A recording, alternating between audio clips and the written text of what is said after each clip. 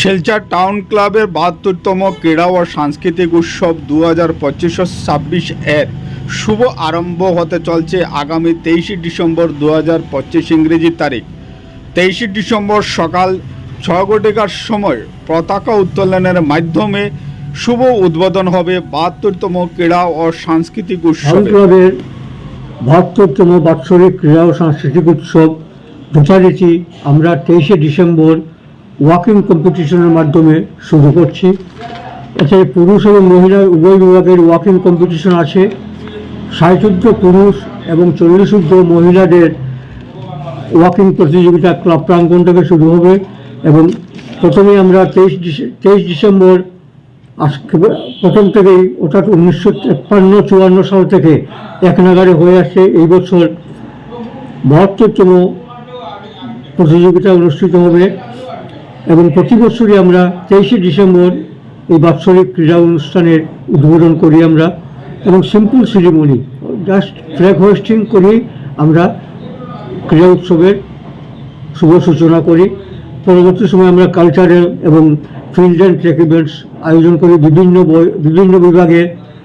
আমাদের এই annual sports ফেস্টিভ্যালে ৩ থেকে ৭০ বছর বা ৭৫ বছর পর্যন্ত ছেলে এবং মেয়েদের বিভিন্ন প্রতিযোগিতার আয়োজন করি। আমরা এই বছর আমরা প্রথমে করছি ২৩শে ডিসেম্বর ওয়াকিং, তারপর ৮, ৯, ১০, ১১ জানুয়ারি ২০২৬ আমরা কালচারাল প্রতিযোগিতার আয়োজন করছি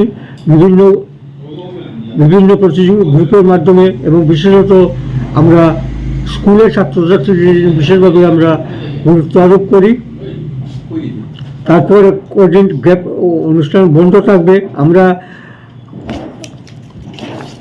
১৭, ১৮, ১৯, ২০ আমরা ফিল্ড অ্যান্ড ট্র্যাক ইভেন্ট আয়োজন করব, সেটা আমরা ফাইনাল হয়ে গেছে এবং এই প্রতিযোগিতা দীর্ঘদিন যাবৎ চলছে বিভিন্ন প্রতিযোগীর মাধ্যমে।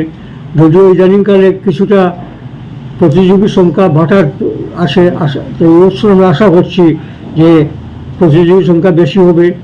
মাঠও আমরা যথাসময়ে প্রস্তুত করব, সেটার জন্য কোনো চিন্তার কোনো কিছু নেই এবং আমরা প্রতিদিন খেলার মধ্যেই আমরা পুরস্কার বিতরণ অনুষ্ঠান করি। আমরা ডেইলি যতগুলো ইভেন্ট হবে সেইগুলো পুরস্কার বিতরণ আমরা ডেইলি করব। আমরা আগে আমরা কালচারাল ডেইলি আমরা প্রোগ্রাম করব, কালচারালে হোক আর ফিল্ড অ্যান্ড ট্র্যাক ইভেন্টে হোক আমরা প্রত্যেক দিনই আমরা পার্টিসিপেশন করবো যতগুলো খেলা। গত বছর যে আমরা টোটাল কতজন আছে গত বছর আমাদের কালচারাল প্রোগ্রামের সংখ্যা ছিল ৬৭২ এবং একটা সর্বকালীন রেকর্ড। জানি না এই বছর কী হবে, আশা করি এই বছর এই সংখ্যাটা অতিক্রম করবে বলে বিশ্বাস আমাদের। কারণ কালচারালে আজকালকার একটা বিরাট ট্রেন্ড আছে এবং বিভিন্ন সংস্থা থেকে বা বিভিন্ন ক্রীড়াবিদের জনসাধারণের কাছ থেকে আমরা বিভিন্ন রকমের সাহায্য পাই আমরা, যার জন্য আজকে এই অবস্থার মধ্যেও আমরা ক্লাবের অ্যানুয়াল স্পোর্টসটা চালিয়ে যেতে পেরেছি এবং প্রত্যেকেই আমাদেরকে সহযোগিতার হাত বাড়িয়ে দেয় এবং বিভিন্ন গ্রুপে বিভিন্ন ক্রীড়া ব্যক্তিত্ব বা যারা স্পোর্টস লাভার তারা আমাদের বিভিন্নভাবে সাহায্য করার চেষ্টা করেন এবং আমরা সাহায্য পাই। তাদের প্রতি আমরা ধন্যবাদ জানাই। এই বছর আমরা অনেকের কাছ থেকে আমরা বিভিন্ন গ্রুপ স্পন্সর আমরা পাই, যাতে আমরা কিছুটা আর্থিক দিকে কিছুটা আমরা আমাদের সহায়তা হয়, কিন্তু সর্বোপরি যে খরচ হয় সেটা ক্লাবের একটা বিরাট অ্যামাউন্ট খরচ হয় ক্লাবের।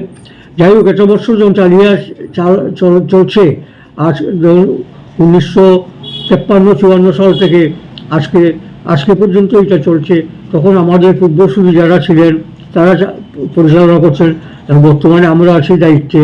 আমরা সেই চেষ্টা চালিয়ে যাচ্ছি যাতে অন্তত অ্যাথলেটিক্স বা ক্রীড়া প্রতিযোগিতাটা চালু থাকে। কারণ অ্যাথলেটিক্স প্রতিযোগিতার প্রয়োজনীয়তা সেটা আবার নতুন করে বলার কিছু নেই, কারণ অ্যাথলেটিক্স ছাড়া কোনো স্পোর্টস সম্ভব না।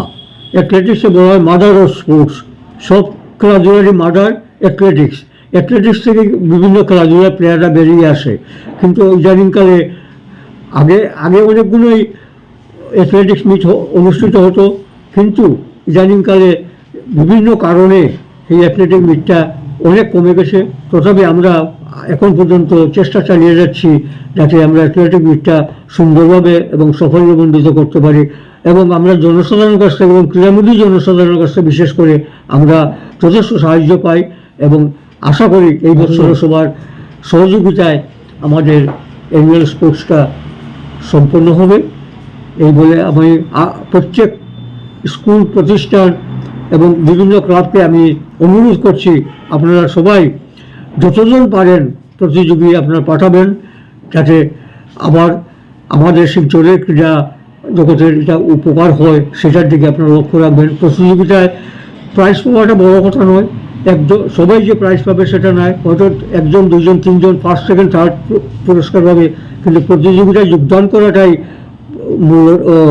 প্রাধান্য পাওয়া উচিত, যাতে এর মধ্যে থেকে আমরা কিছু ভালো অ্যাথলেট পাই। এবং আমাদের এবার ইচ্ছা আছে, জানি না কতটুকু সফল হব, যে এই বছর যারা প্রতিভাবান আমরা কিছু প্লেয়ার আমরা সিলেক্ট করব, যাতে আমরা দু একদিন বা সপ্তাহ 10 দিন কোচিং করার চেষ্টা করব আমরা, সেটা আমাদের প্ল্যান আছে। সেটা জানি না কতটুকু সাকসেসফুল হবে। কারণ যারা পটেনশিয়াল যেসব অ্যাথলেট আছে তাদের যদি একটু আমরা ঘষা মাজা করি বা একটু প্রশিক্ষণের ব্যবস্থা করি, তাহলে নিশ্চয়ই তারা উপকৃত হবে, এবং আরও আসাম রাজ্য স্তরেও তারা সেটা প্রদর্শন করতে পারবে। অতীতে আমাদের ক্লাবের অনেক অ্যাথলেট বিভিন্নভাবে আসামের রাজ্য দলে খেলেছে, তাদের মধ্যে অনেকেই নাম করা অনেকেই নেয়, যেমন শামসুল হক গড়বইয়া, বিভু পাল চৌধুরী, নাথম সিং, আরও অনেকেই আছে। এই মুহূর্তে সবার নাম বলা সম্ভব না বা মনেও থাকবে না সবার নাম।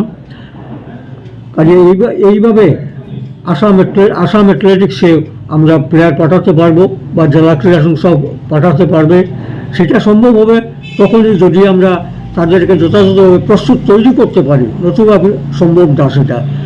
কাজেই প্রত্যেক প্রতিষ্ঠান, স্কুল হোক, কলেজ হোক বা যে কোনো প্রতিষ্ঠানে হোক, বা আমাদের ওপেন টুর্নামেন্ট, ওপেন কম্পিটিশনও আছে 16 বছর পর্যন্ত স্কুল কলেজের, 16 বছর উপরে ওপেন গ্রুপ যে কোনো ছেলে মেয়ে জয়েন করতে পারে, কোনো অসুবিধা নেই। অথচ দেখুন আমরা এত বড় অনুষ্ঠান করতেছি, কিন্তু এন্ট্রি ফি মাত্র 10 টাকা। এরা সব ইভেন্টে একজন অ্যাথলেট যদি সবগুলো ইভেন্টও করে তবুও তার এন্ট্রি ফি 10 টাকা। সেই টাকাটা জাস্ট নমিনাল, এটা কন্ট্রোল করার জন্য দেওয়া হচ্ছে, আর কিছু না। কিন্তু 10 টাকা করে কী এন্ট্রি ফি কী হবে? এর প্রাইজের একটা দামও থার্ড প্রাইজেরও দাম হয় না। তথাপি আমরা শত বাধা বিঘ্নের মধ্যেও আমরা সেটা চালিয়ে যাচ্ছি, এবং আশা করি ভবিষ্যতে আরও কয়েক বছর আমরা চালিয়ে যেতে পারবো। এবং সবাইকে আবার আমন্ত্রণ জানাচ্ছি যে আপনারা যোগদান করুন, আপনারা সবাই মাঠে আসুন, আমরা যতটুকু পারি আপনাদেরকে সাহায্য করব, যাতে আমাদের এখানে এই অঞ্চলের ক্রীড়ামান বিশেষত অ্যাথলেটিক্সের উন্নতি হয়। সবাইকে আবার ধন্যবাদ জানাই। এক সময় আমি ওই ক্লাবে খেলতাম, ক্লাবের অ্যাথলেট ছিলাম, বিভিন্ন কাজে আমি দেখেছি।